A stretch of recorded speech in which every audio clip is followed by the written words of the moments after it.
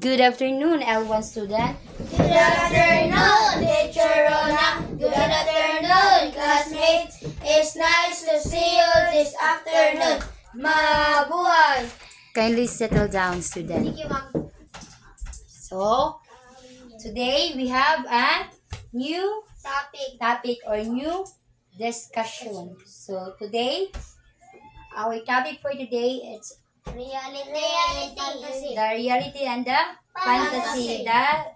Unsay nakalian or differences between the reality and the fantasy. So what reality is? So reality, kindly stand up, Ezekiel, then read what is the meaning of reality. Reality, it happens in real life. So kindly sit down. So reality, it's happen in real life. So means, so pasabot sa reality.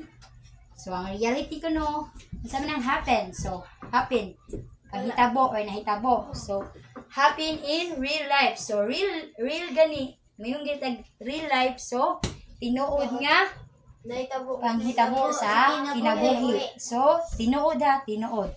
Then how about fantasy? So kindly read fantasy, faith. So stand up.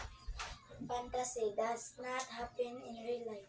So what is fantasy? So fantasy, it does not happen in real life. So mayong gitag does not, dili or wala. So wala happen in real life. So wala nahitabo sa atong tinuod nga di.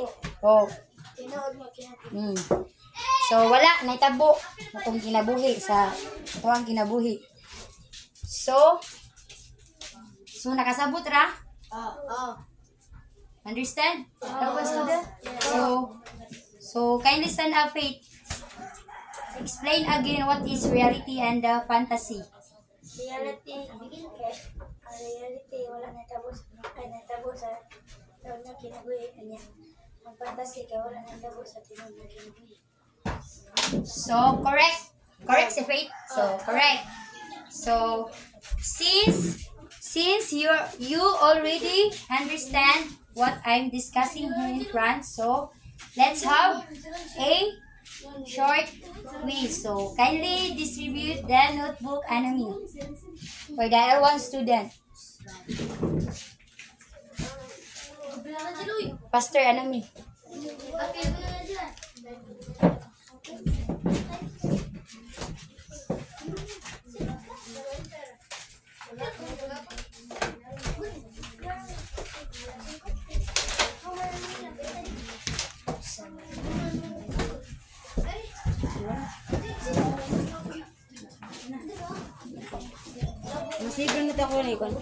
Mana ka? Sige na, distribute na. Good evening, L3 students. So in front of you is Nasi Anjali to report about what is suffix. Okay, go on, Anjali. So, good evening, Teacher Joanna. Good evening, classmates. So, nako dali siya tubangan para mag-discuss sa suffix. So, ang suffix ko no is a letter of group of letter added to the end of a word. So, di ba, paghapon nag-discuss po mo about sa prefix. So, ang prefix kay magsugod siya sa kinauhan. So, ang kaning suffix kay magkuan siya Makita. mag-end sa kinalasan ba? So ang suffix kuno kay ang katong suffix kay magsugod ay makita sa kinalasan ba? So ang example niya kay na siya example kuan anitan na. So ang full kay kuan na siya ang full kay meaning sa full kay of a having a quality. So example like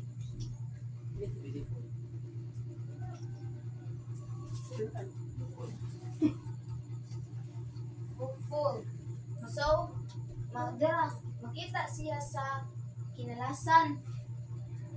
And then sa lain na po nga kuan sa less tamag kuan. So, ang kanay ko nung less kay meaning kay without or lacking.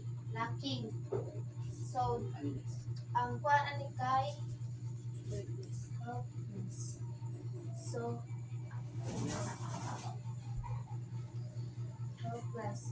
So, na siya nakita sa nalasan. Then, ako ko nga able. So, ang meaning anong able is action or process. So, supayan ni nato ha.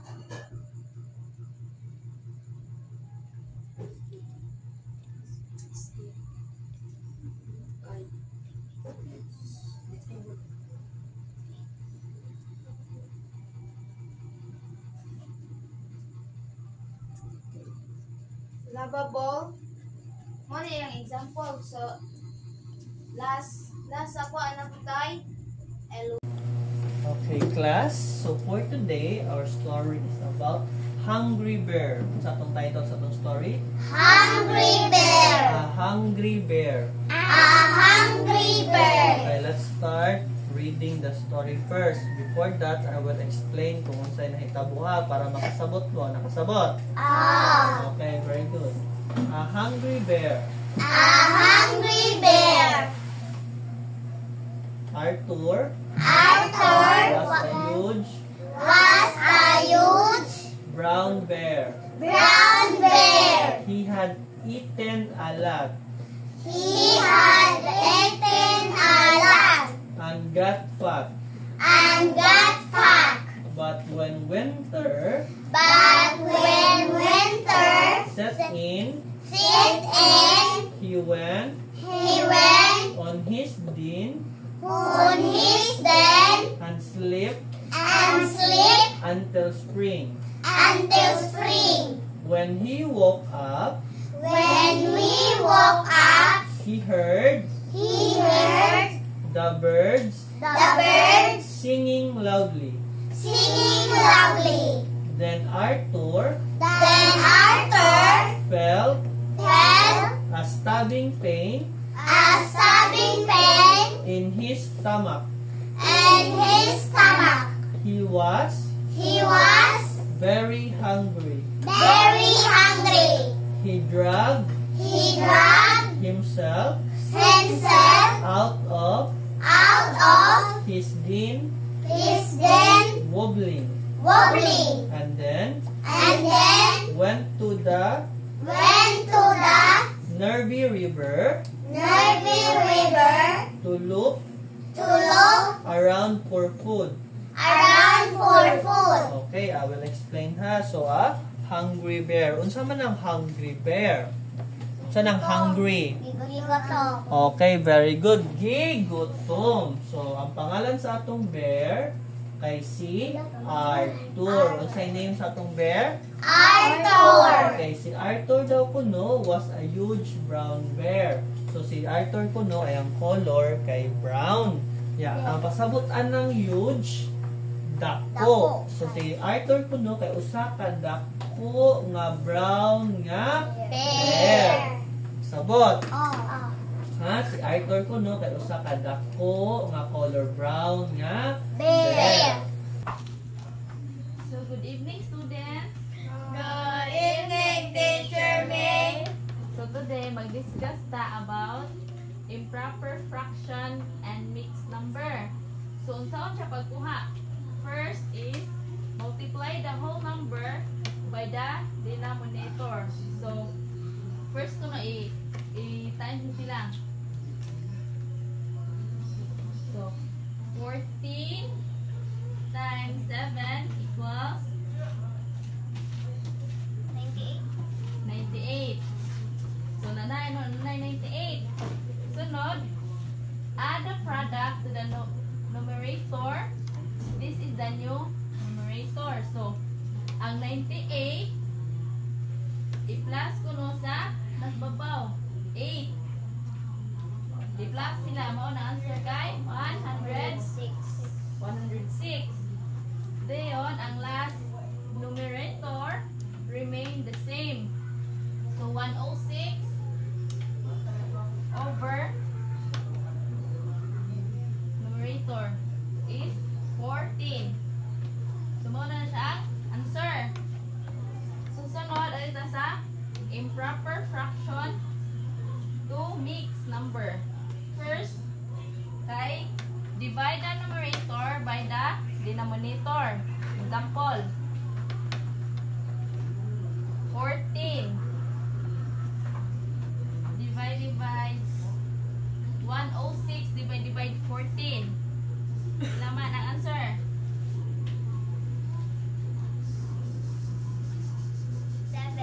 7 no? 7 times 14 98. Mag-minus na ta. 6 minus 8. So, mubaro ka, hari. May mo na siyang 9. Mo siyang 16. 16 minus 8. 8. So, 9 naman din, no? 9, 0. Ang step sunod kay the whole number in the equation number, whole number is the mixed number. So, 14. I-copy lang 14 nga numerator. Ang answer na 8 ari sa babaw sa denominator. Copy the whole number nga 7.